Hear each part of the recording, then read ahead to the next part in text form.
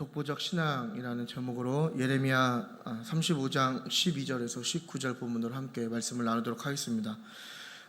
사실 오늘 말씀은 예레미야 35장의 전체로 우리가 함께 말씀을 나누어야 하지만 여러 가지 이유상 오늘 본문 12절에서 19절 말씀으로 함께 말씀을 나누도록 하겠습니다. 우리가 독보적이다라는 말을 할 때 이제 그 말의 의미를 다 아시겠지만 굳이 사전적인 의미를 말씀드리면 감히 따를 수 없을 정도로 뛰어난 것을 독보적이다라고 우리가 사전적으로 이야기합니다. 근데 우리가 이 독보적이다라는 것을 생각할 때 우리의 머리의 연상 가운데 무엇이 떠오르냐면 무언가 힘과 능력이 먼저 우리 안에 떠오른다라는 거예요. 그래서 여러분도 뭔가 독보적인 걸 생각하실 때 어떤 능력이 출중하거나 굉장한 어떤 파워를 가진 그런 이미지를 우리가 쉽게 연상하지 않습니까? 그래서 그런 것들이 많고 그런 능력들이 많아서 월등하게 되면 그것을 독보적이라고 하고 대부분 그런 것들을 이용해서 여러 가지 분야와 여러 가지 환경 속에서 그 강함을 나타낼 수 있는 독보적인 걸 나타낼 수 있는 그러한 우리가 말을 사용할 때 우리가 독보적이라고 하는 것 같습니다. 그러나 이것은 세상적인 관점이 우리에게 제시하는 독보적인 것이고 분명한 것은 뭐냐면 성경은 우리에게 다르게 이야기하고 있다는 것을 우리가 꼭 기억해야 된다는 것입니다. 그러므로 우리가 이러한 세상적인 관점을 가지고 우리의 신앙이나 우리의 믿음을 평가하고 그 믿음의 잣대로 삼게 된다면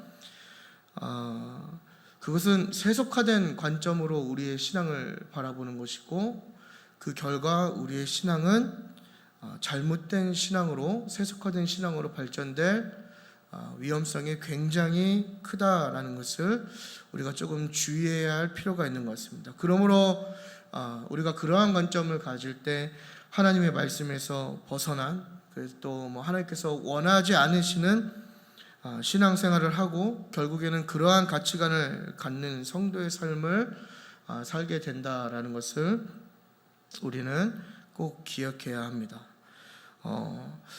그러한 결과로 우리에게 나타나는 증상이 뭐냐면 여전히 예수를 믿지만 변화됨이 없는 것이죠. 변화되지 않는 가치관, 변화되지 않는 생각들을 가지고 그런 것들을 소유하려고 하는 거예요.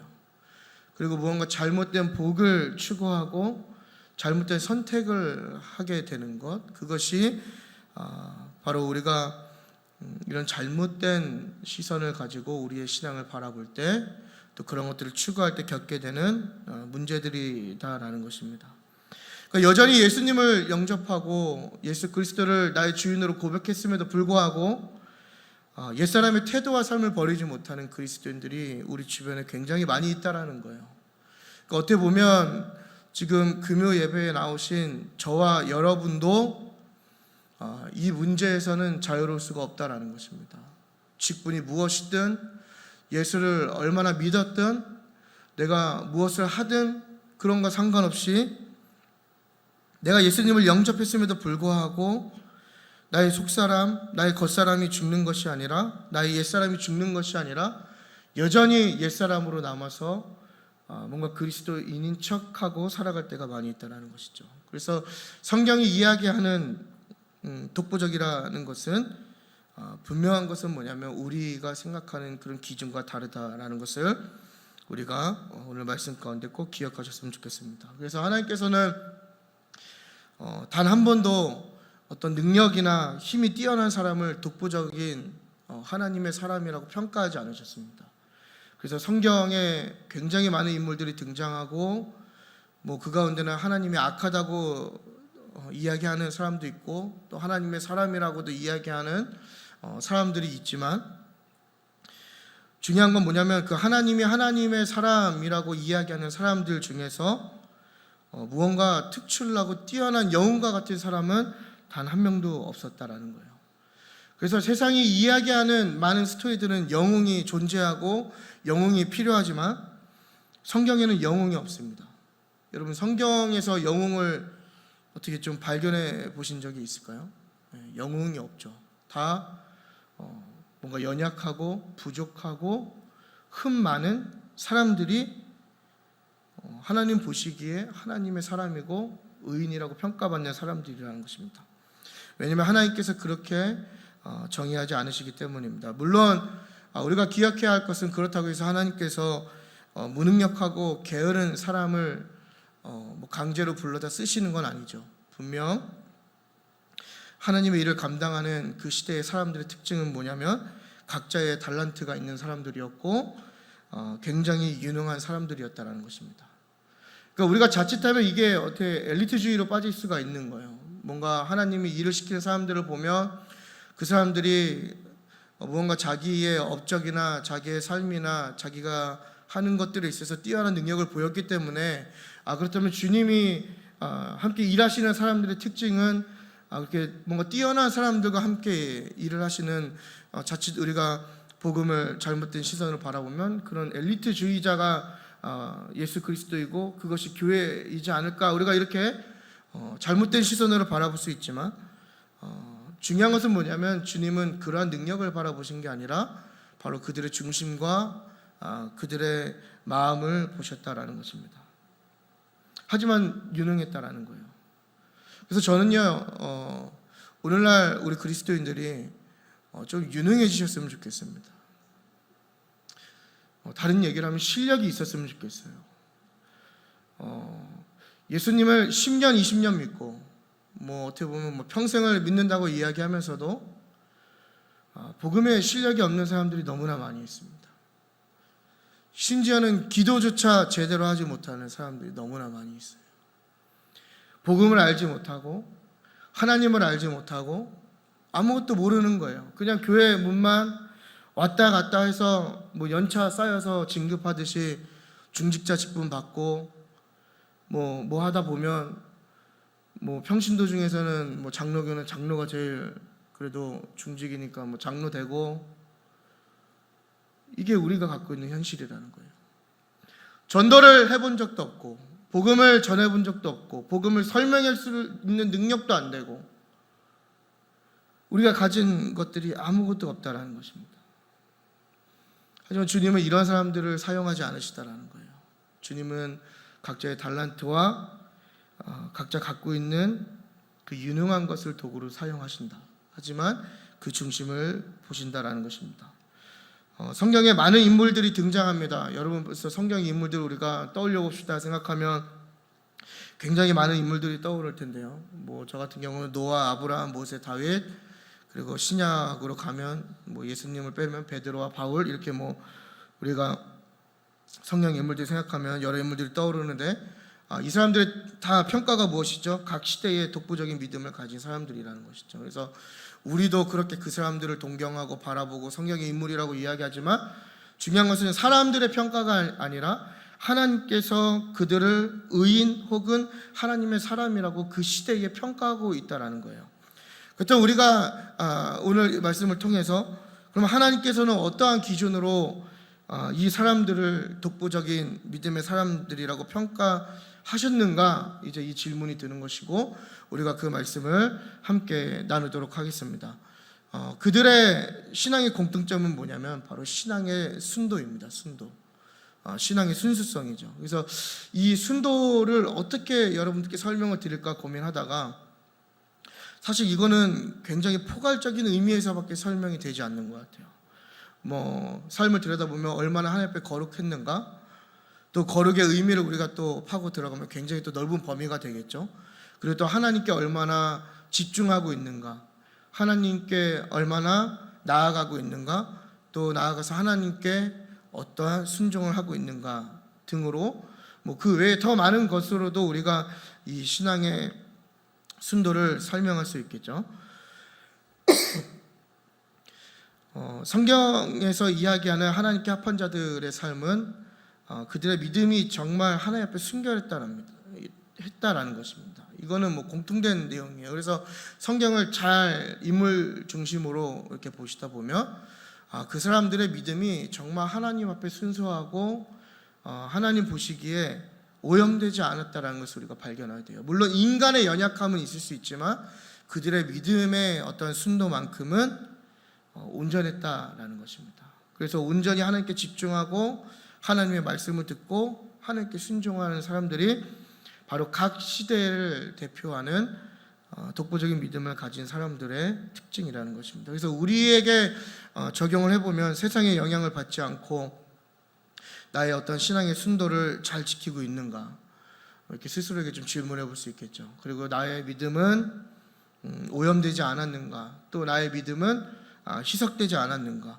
또 나는 얼마나 거룩한 삶을 살기 위해서 노력하고 있는가, 나아가서 나는 얼마나 거룩하려고 노력하는가, 이러한 것들이 하나님 앞에 나의 신앙을 점검받고 평가받는 기준이 된다는 것입니다. 그러니까 우리가 실력이 있어야 되는 이유가 여기 있는 거죠. 여러분, 거룩한 삶이 무엇인가를 알아야 거룩하게 살 거 아니에요. 그러지 않습니까, 여러분? 맞잖아요. 뭘 알아야 할 거 아닙니까? 그죠? 여기 그러면 여기 거룩함이 뭐냐고 설명하라고 얘기하면 뭐라고 설명하시겠어요? 우리 다 추상적인 내용들만 갖고 있는 거예요. 하나님께 나아가는 게 무엇일까라고 여러분 고민해 보셨어요? 하나님과 교제하는 게 무엇일까 고민해 보셨어요? 하나님의 응답을 내가 어떻게 분별할 수 있을까? 이것이 하나님의 응답일까 아닐까? 여러분 기도 많이 하시잖아요.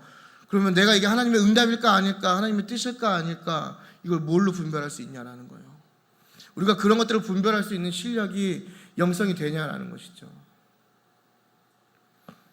그러니까 이러한 것들이 결국에는 이러한 삶을 알고 추구하고 이렇게 사는 것이 하나님 앞에 평가받는 기준이라는 겁니다. 근데 좀 웃긴 상황은요, 어떤 사람들은 자기가 자신을 평가해요. 그래서 자기 믿음이 굉장히 좋다고 이야기해요. 자기 스스로가 나는 믿음이 좋아. 또 자기의 신앙이 굉장히 대단하다고 얘기해요.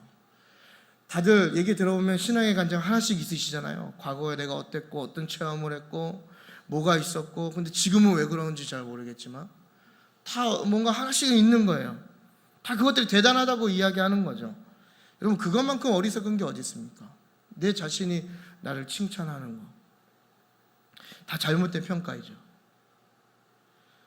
우리의 신앙에 대한 평가는 목사님이 할 수 있는 것도 아니고, 저 같은 사역자가 할 수 있는 것도 아니고, 여러분 스스로가 할 수 있는 것도 아니고, 오직 하나님 한 분만 하실 수 있는 거예요. 그리고 그게 가장 정확한 거예요. 그래서 내 생각과 내 기준으로 신앙생활을 만들어가고 디자인하는 것이 아니라 하나님의 채점 기준에 맞게 나의 신앙생활을 바꿔나가야 되는 거예요.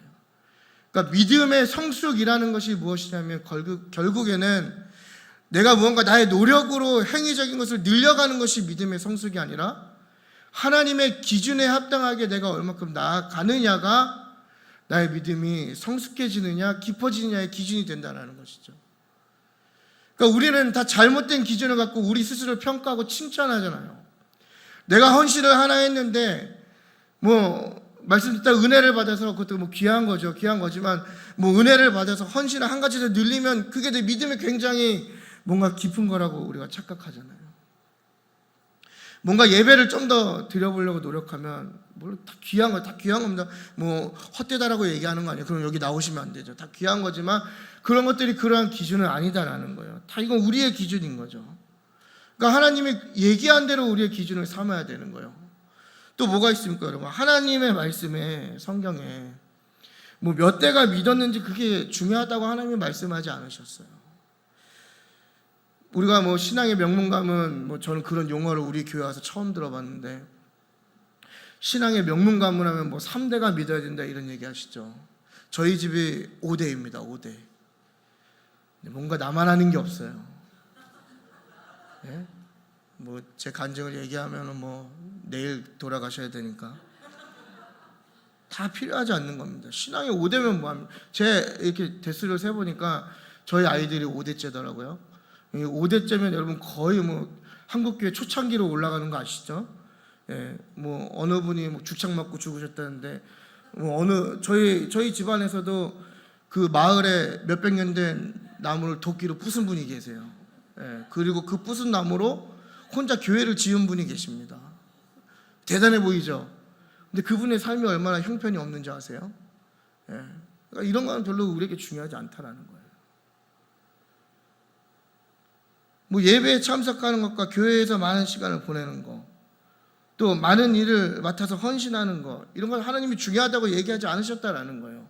성경 어디를 찾아봐도 네가 교회에서 오랜 시간을 보내고 많은 것을 하고 뭔가 이 일이나 헌신에 중독자인 것처럼 하는 것이 나를 기쁘게 하는 것이다라고 성경에 분명히 기록되어 있지 않다라는 겁니다.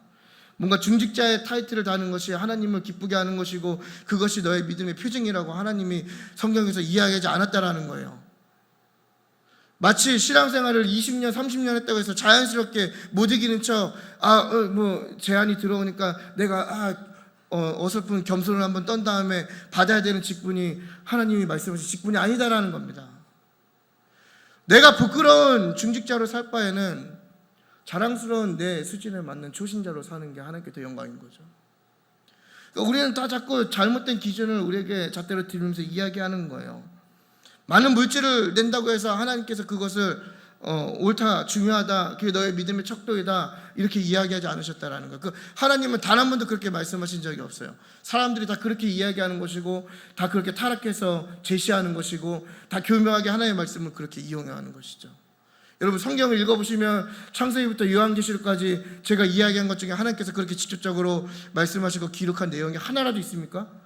하나라도 있다면 그건 이단인 거예요. 하나님은 그렇게 말씀하시지 않으셨다는 겁니다. 하나님은 그런 것을 우리의 믿음을 평가하지 않으신다는 거예요.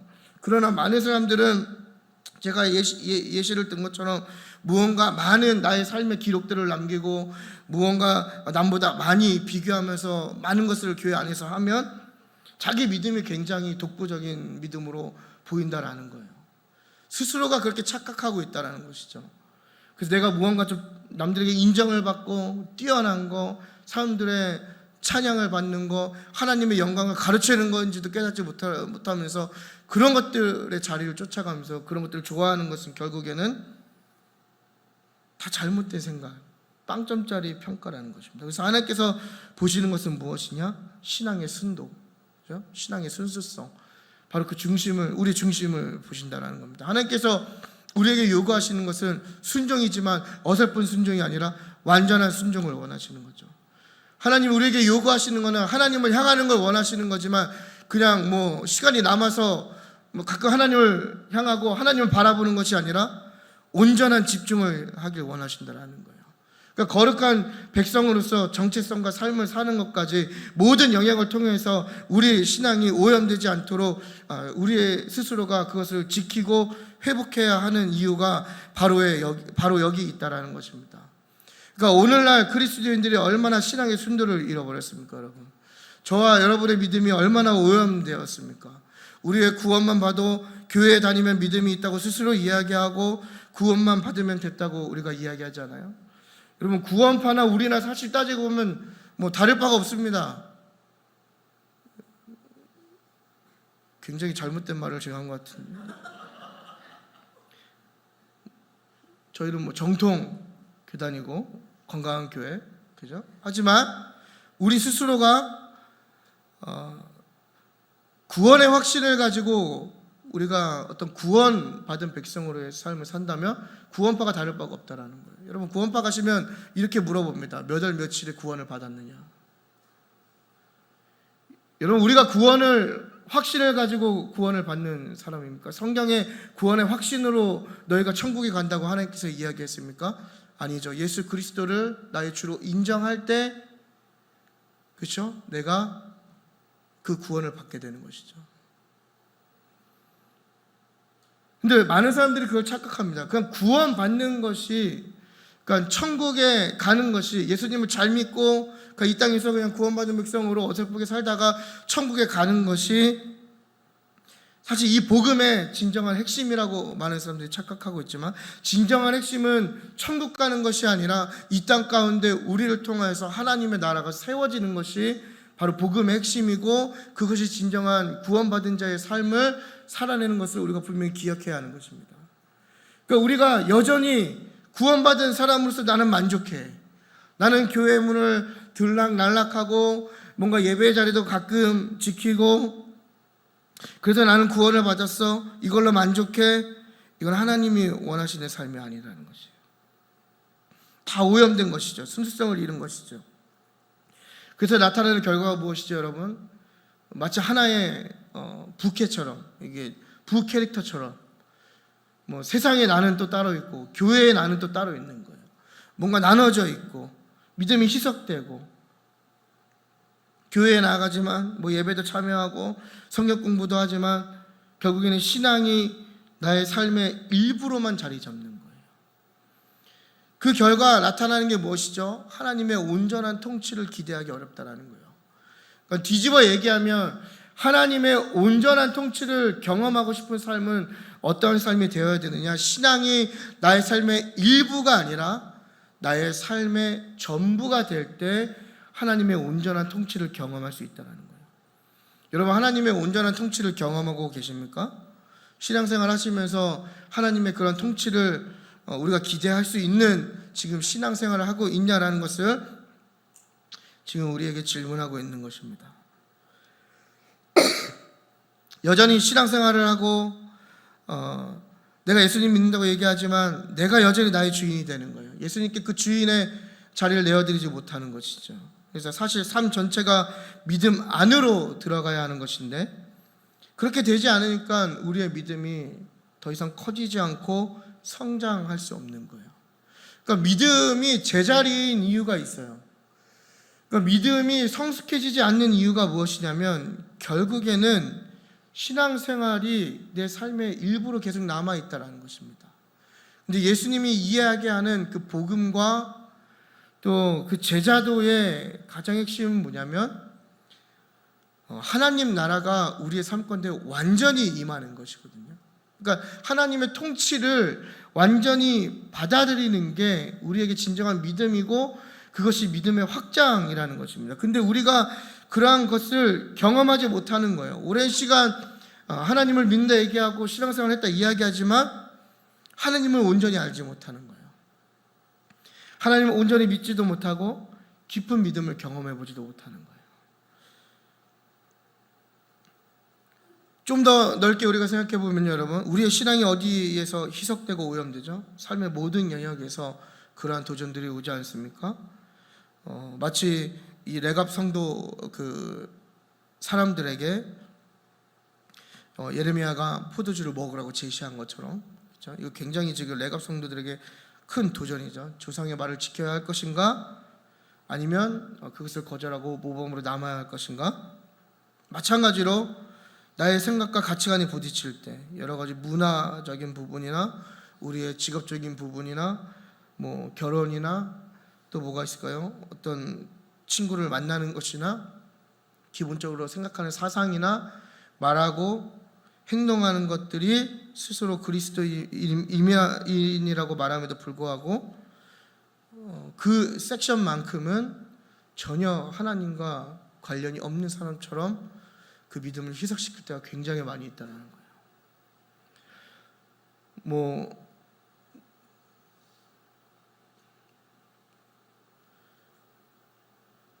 그러지 않습니까, 여러분? 우리가 가만히 생각해 보면 특히 뭐 결혼을 뭐 이야기하고 싶어요. 결혼, 뭐 이성 교제, 뭐 굳이 예를 들자면 제가 이제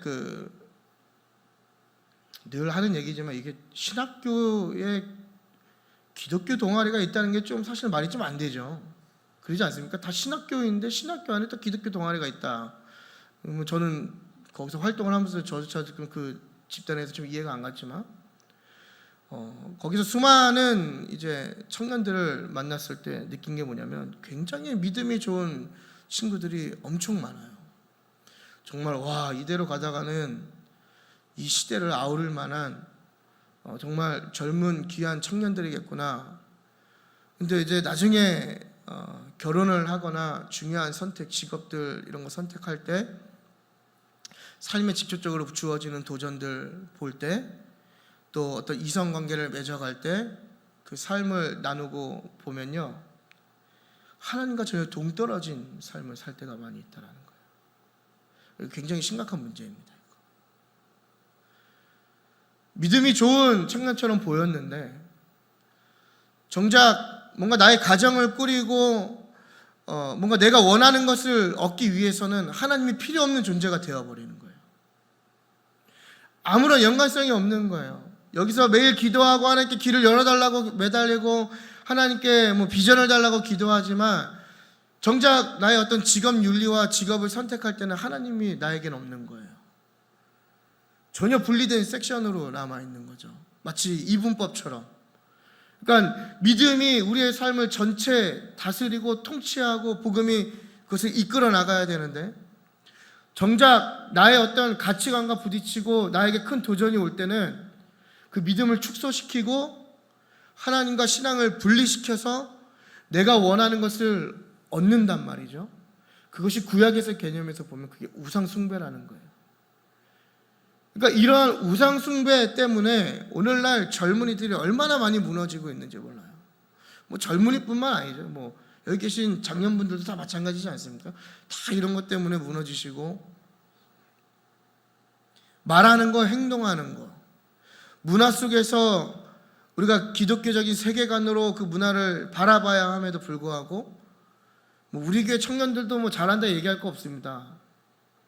이야기하고 말하고 행동하는 거 보면요, 뭐 굳이 세상과 구분짓고 싶지도 않지만 예수를 왜 믿는가 별 다를 바가 없다라는 거예요. 제가 직접 듣고 이야기하는 겁니다. 그러니까 신앙이 전혀 상관이 없는 거예요. 어느 순간 지금까지 굉장히 열심히 믿고 열심히 하나님을 따랐지만 정말 어느 순간 중요할 때는 하나님이 나에게 필요가 없는 거예요. 전혀. 뭐 우리의 삶을 들여다보면 그런 거 있지 않습니까? 막 굉장히 하나님 의지하고 열심히 믿었는데 어느 순간 어려움이 한번 딱 밀려오면 그 순간 그냥 하나님은 없어지는 거예요. 그러니까 이게 얼마나 우리가 지금 연약하고 오염되고 순수하지 못한 신앙을 우리가 지금 스스로 갖고 있냐라는 거예요. 대부분 사람들이 이렇게 산다라는 거예요. 뭐 저 역시도 마찬가지고요. 그러니까 이게 좀 괴로운 자리입니다, 여러분. 여러분도 지금 속마음으로 그렇게 생각하시죠. 그럼 너는 잘하냐? 제가 당당하게 말씀드릴게요. 저도 잘 못해요. 그럼 너는 왜 얘기를 하느냐? 누군가 얘기를 해야 되잖아요. 그렇지 않습니까? 아니 맞잖아요. 누군가 얘기를 해야 되는데 얘기할 역할을 맡은 제가 얘기를 해야지. 그렇지 않습니까? 그래서 가끔 여러분들에게 세바시 하라고 드리잖아요. 예, 그런 같은 맥락입니다. 그러니까 뭐 너만 잘났냐 뭐 이런 건 아니고요. 뭐 저도 마찬가지지. 저도 이걸 준비하면서 자유로울 수가 없는 거죠. 결과적으로는 독보적인 믿음이 나올 수가 없는 거예요. 이 시대에. 그러니까 우리가 뭐 그런 거 얘기 많이 하잖아요. 정말 이 시대를 품는 리더, 뭐 믿음의 사람, 그리고 뭐 우리 청년들 뭐 막 그런 마음에 없는 얘기 하려니까 말이 안 돼. 뭐 아무튼 축복 받는 것들 뭐 그런 거 있죠. 뭐 다 뭐 우리 청소년들 봐봐요. 아까 제가 기도할 때 우리 여기 어린이들은 마음이 있으니까 기도가 막 잘 나오는데 우리 청년들을 생각해야 하는데 마음이 없는데 말을 생각하려고 하니까 또 원고대로 하겠습니다. 아무튼 그러니까 우리가 이 시대를 감당할 수 있는 정말 독보적인 믿음의 사람이 되고 싶다면 우리가 하나님께 기도할 것은 뛰어나게 해달라고 기도하는 것이 아니라 정말 작은 믿음이지만 온전히 하나님을 믿게 해달라고 우리가 지금부터 구해야 된다는 거예요. 그게 굉장한 핵심입니다. 그래서 오늘 본문을 보면요, 이 독보적인 신앙으로 하나님께 칭찬받는 가문이 있는데 바로 그 가문이 뭐죠? 레갑 가문이죠. 레갑 사람들. 하나님께서 이 가문을 굉장히 좋게 평가하십니다. 그래서 19절을 보게 되면 이 자손의 축복을 약속하시는데 그 자손이 하나님 앞에서 영원하다. 그러니까 구약에서 축복의 개념이 두 가지죠. 땅과 자손입니다. 그러니까 이 엄청난 복의 상징을 하나님께서 지금 축복하신 거예요. 그러니까 왜 이런 축복을 받았느냐? 바로 레갑 가문이 신앙의 순도가 오염되지 않았기 때문이라는 거예요. 그래서 본문의 상황을 보면요, 우리 성경이 있으신 분들은 1절을 한번 읽어보겠습니다. 1절 다 같이 시작. 지금 성경이 없는 게 우리의 영성의 수준이라는 겁니다. 지금 화면에 의지해서 제가 꼭 본문만 갖고 설교할 줄 아셨죠? 네, 이럴 줄 알고 제가 1절을 한번 여쭤본 건데, 자 1절을 보면요, 요시야 왕의 아들 여호야김 때에라고 되어 있습니다. 그러니까 이게 지금 예레미야서 안에서는 순서가 왔다 갔다 하고 있는 거예요. 하지만 우리가 오늘 본문만 놓고 봤을 때 지금 여호야김이 있었던 때인데, 이 여호야김이 언제냐면은 유다 말쯤인데, 이 사람이 유다를 11년 동안 통치를 합니다. 근데 이 왕들에 대한 평가는 다 어디에 남아있죠? 역대기하고 열왕기에 남아있는데, 이 열왕기나 역대기에 기록된 내용을 보면 이 여호야김에 대해서 뭐라고 평가하냐면 악을 행했다라고 평가를 합니다. 그래서 역사적으로 어떤 사건이 있었냐면, 바벨론이 쳐들어왔을 때 하나님께 무릎 꿇고 하나님을 의지하고 하나님의 말씀에 순종하고 기도해야 되는데, 이 여호야김이 뭐 하냐면 애굽을 의지하게 되는 거예요. 근데 결국에는 이 애굽을 의지함으로써 이제 바벨론으로 이제 끌려가게 되는, 그러니까 유다가 완전히 망하게 되는 그러한 기준이 되지 않습니까? 그래서 이스라엘의 폐역의 기준은 뭐냐면, 아까 땅의 복의 기준이 구약에서 땅과 자손이었다면, 이스라엘 폐역의 기준은 왕과 제사장의 타락이 기준입니다. 그러니까 이 얘기가 뭐냐면, 구약에서 이스라엘 백성들이 그 백성들의 삶 속에서 아무리 많은 죄를 지었어도 왕과 제사장이 하나님 앞에 바로 서 있으면 그건 백성들이 좋은 백성들이고요, 왕과 제사장이 타락해서 범죄하고 하나님이 악하다 평가하면 백성들이 아무리 선한 삶을 살아도 그 시대만큼은 패역한 시대였던 거예요. 그러니까 지금 이 여호야김 시대가 굉장히 패역한 시대이죠. 이 왕과 제사장이 하나님의 말씀을 듣지 않고 행하지 않는 거예요. 그러니까 올바르게 하나님의 뜻을 전달해야 하는 이 두 사람이 하나님의 음성을 듣지 않으니까 자연스럽게 어떠한 일이 일어납니까? 그 자리가 부재함으로써 백성들이 하나님의 뜻을 알지 못하게 되고, 우리 안에 있는 타락한 죄성이 또 죄를 짓게 만들고, 이게 악순환이 계속되는 거죠. 이때에 하나님께서 예레미야를 통해서 이제 레갑 사람들을 부르시는데, 이 성전으로 부르십니다. 이제 1절부터 내용인데요. 왜 그랬냐 하면, 바로 그 왕과 제사장, 이스라엘 고관들이 집중하는 공간이었고, 당시 제사장들이 타락해서 성전에서 술을 그렇게 마셨다라고요. 그래서 그것들을 꼬집기 위해서 이제 예레미야가 이제 레갑 사람들을 불러서 포도주를 마시라고 이렇게 권면하는데, 이 레갑 사람들이 근데 뭐라고 대답하냐면 먹지 않겠다라고 이야기를 해요. 근데 그 이유가 무엇이냐면, 자신들의 조상 요나답이 포도주를 너희는 영원히 먹지 말아라, 그리고 너희는 영원토록 유목민 생활을 하라라는 명령을 자신들에게, 나의 조상들이 했기 때문에 내가 포도주를 먹지 않고 그렇게 살아가겠다라고 지금 설명을 하고 있는 겁니다. 그러니까 포도주와 정착하는 생활들은 다 이게 바알 숭배의 시작점이거든요. 그러니까 하나님 앞에 순결한 삶을 살기로 이 레갑 가문의 요나답이 지금 결단하고 자기 자손들에게 그 얘기를 한 거예요. 그래서 이 사람들이 이 명령을 어떻게 지켰냐면요, 8절이죠. 8절을 다 같이 한번 읽어보도록 하겠습니다. 시작.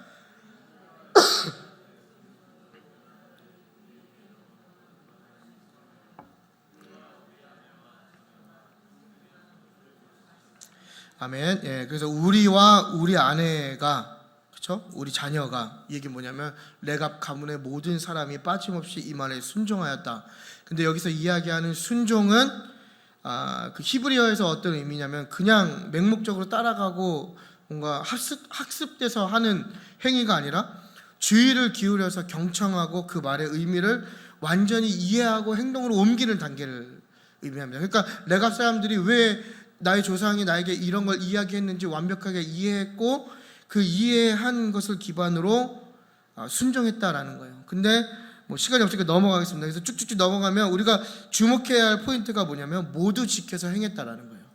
그러니까 어느 부분이나 뭐 어느 상황이나 뭐 했다 안 했다, 뭐 이것은 지켰다 안 지켰다, 아까 뭐 예시 드린 대로 어떨 때는 지키고 어떨 때는 안 지키고, 어떨 때는 신앙을 분리하고 어떨 때는 믿음이 있는 것처럼 행동하고, 이게 아니라 좋든 싫든 나쁘든 나의 가치관과 부딪히든 나의 삶에 도전이 있든 어려움이 있든 내가 이것을 버려야 하든 안 하든 상관없이 레갑 가문 사람들이 그 모든 행위를 모두 지켜 행했다라는 것이죠. 그러니까 이게 바로 레갑 가문이 우리에게 지금 보여주고 있는 신앙의 순도라는 겁니다.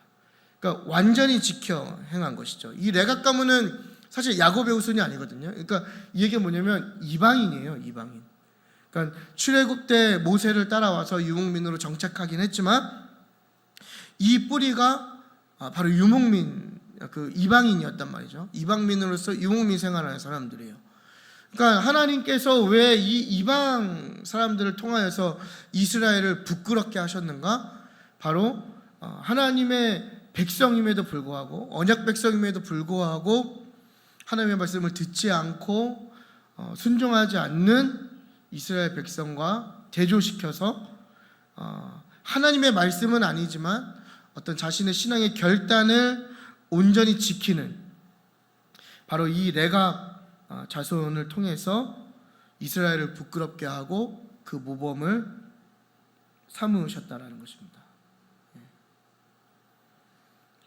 즉 이 짧은 사이에 제가 준비한 원고 2장이 확 넘어간 거예요. 왜냐? 시간이 없으니까. 빨리 엄청 지나간 거예요. 하지만 중요한 내용은 다 짚고 넘어간 거예요. 다 이해가 되시죠? 그러니까 레갑이 갖고 있는 신앙의 그 파워, 그 순도가 어디 있느냐? 모두 지켜 행했다. 그러니까 온전했다라는 거에 우리가 적용해 볼 수 있는 것 같습니다.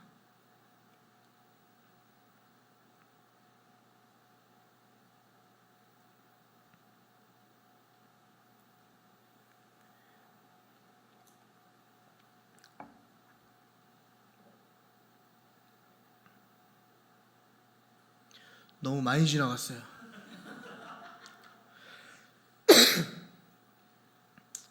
아무튼 여러분, 우리가 이거 2가지만 이야기하고 마치겠습니다. 우리가 이스라엘의 모습을 우리에게 먼저 적용해 보면요, 우리가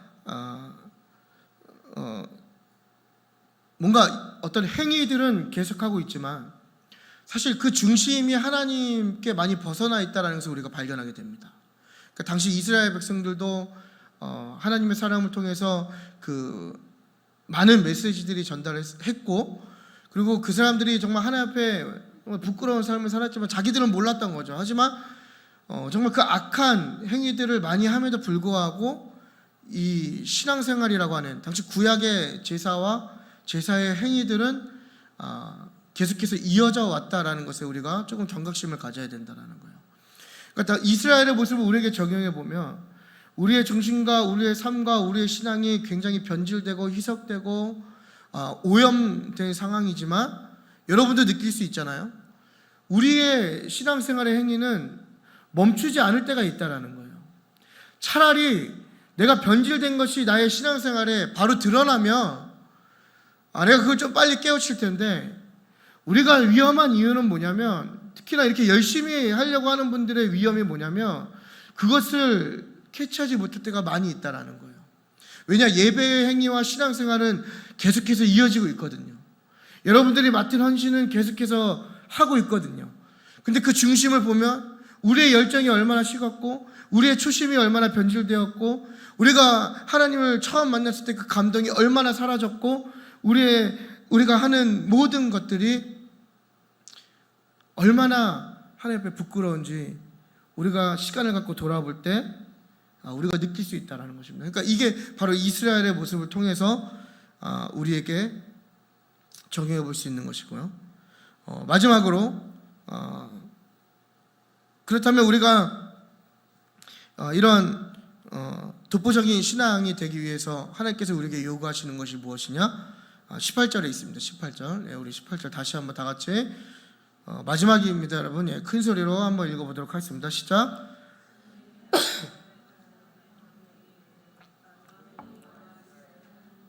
여러분, 이게 화면이 안 나오고 있었군요.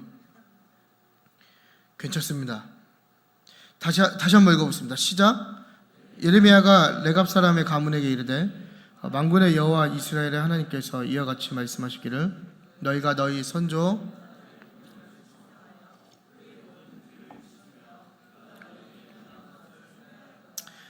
아멘. 예, 여기에 정답이 있는데요. 지금까지 해왔던 얘기들과 같은 얘기입니다. 순종하고 모든 규율을 지켰다. 예, 순종하는 것은 마음의 문제인 거죠. 예, 마음에서 따르기로 결정하는 거예요. 근데 그 마음가짐이 어때야 하냐면 온전해야 된다는 것입니다. 그러니까 내가 하나님을 따르기로 마음을 먹었을 때 이미 여러분 순종하기로 결단한 거예요. 근데 그 결단이 아까 제가 예를 들어드린 것처럼 어떨 때는 순종하고 어떨 때는 순종하지 않는 그런 순종이 아니라 모든 규율을 지켰다. 그러니까 레갑 자손의 영적인 힘이 여기 있는 거죠. 모든 규율을 지켰다. 그러니까 마음의 문제가 이미 시작됐는데 그 마음이 뭔가 이렇게 흔들리고 변화되고 때에 따라서 막 가볍게 움직인 게 아니라 상황과 관계없이 내 마음과 관계없이 내 형편과 관계없이 그 마음을 모든 규율을 지키기로 했다라는 것입니다. 그러니까 충분히 타협점이 있을 수 있었죠. 당시 패역한 시대에 뭐 그거 하나쯤은 그렇죠? 우리가 세상 속에 살면서도 뭐 내가 이 정도 신앙생활 하는데 이거 하나쯤은 이렇게 이야기할 수 있는 부분이 있지만 지금 이 레갑감을 통해서 우리에게 주어지는 교훈은 뭐냐면 그 마음이 모든 것을 따르기로 결단하는 거. 누구나 다 순종합니다. 어떤 사람은 근데 일부만 순종하기도 하고 어떤 사람은 작게 순종하기만 하고. 하지만 하나님께서 이 레갑 가문을 통해서 요구하시는 건 뭐냐면 온전히 삶의 모든 영역에서 그 모든 것들을 지켜 따르기를 원하신다는 것입니다. 마지막으로는 행하였다. 여러분 하나님의 말씀, 그러니까 그 의미라는 것은요 지성에서 이루어지는 게 아닙니다. 이 얘기는 뭐냐면 하나님의 말씀이라는 것이 내 머릿속에 있다고 해서 이루어지는 게 아니에요. 그러니까 우리가 지성으로는 하나님의 말씀을 많이 알고 있지 않습니까? 뭐 우리 그 암송 많이 하잖아요. 로마서 8장 외우고 또 뭐 있어요? 뭐 존경해요. 예. 뭐 저는 못 외우니까 존경해요. 근데 중요한 건 뭐냐면요. 이거 여러분 이거 잘 우리가 관가에서 안 될 문제인데 그 하나님의 말씀이라는 의미가 우리의 지성에서 완성되는 것이 절대 아니라 그 완성이 어디서 되냐면 이 지성에서 우리의 삶의 지평으로 흘러갈 때 완성된다는 거예요. 내가 하나님의 말씀을 아무리 암기를 많이 하고 뭐 암송을 많이 하고 뭐 저처럼 뭐 저도 뭐 공부를 잘하는 건 아니지만 그래도 신학을 많이 안다고 해서 이 지식에서 그 의미가 완성되어지는 것이 아니라 이 완성이 이 지식에서 우리의 삶의 지평으로 흘러갈 때 그 하나님의 말씀이 완성된다는 거예요. 이게 굉장히 중요한 사실입니다. 이게 바로 행하였다의 의미예요. 행하였다의 의미. 여러분이 아는 하나님, 여러분이 배운 하나님, 그 하나님이 이 지식에 머물러 있으면 그거는 완성된 게 아니라 그 하나님이 여러분의 삶의 지평으로 흘러갈 때, 행할 때 그게 완성되어진다는 것입니다. 그게 바로 독보적인 신앙의 우리가 다가갈 수 있는 핵심이라는 것이죠. 그러니까 많은 사람들이 순종하는 마음 먹기까지도 할 수 있고 결단까지도 할 수 있고 또 뭔가 매번 마음가짐을 고쳐먹는 것까지 할 수 있지만 가장 중요한 건 뭐냐면 지성이 아니라 삶의 지평으로 나의 모든 것을 완성시키는 거예요. 나의 결단, 순종, 하나님의 말씀, 하나님을 아는 지식 모든 것을 완성시키는 것입니다. 여러분 말씀을 읽겠습니다. 하나님의 말씀을 통해서 돌이키고 또 그 돌이킴이 우리의 지식에서 끝나는 것이 아니라 우리의 삶의 지평으로 나타나는 저와 여러분의 삶이 되기를 축복하고 기도하겠습니다. 그래서 하나님께서 정말 이 패역한 시대에 누가 나를 위하여 갈꼬라고 우리를 부르실 때에 정말 우리가 참 부족하고 연약하지만 정말 한치의 망설임 없이 하나님, 제가 여기 있습니다. 제가 이 시대에 정말 하나님께 온전히 순종하는, 패역하지 않는 정말 굳건한 믿음의 사람이 되겠습니다라고 고백하고 또 그러한 삶을 살 수 있는 저와 여러분이 되기를 기도하겠습니다.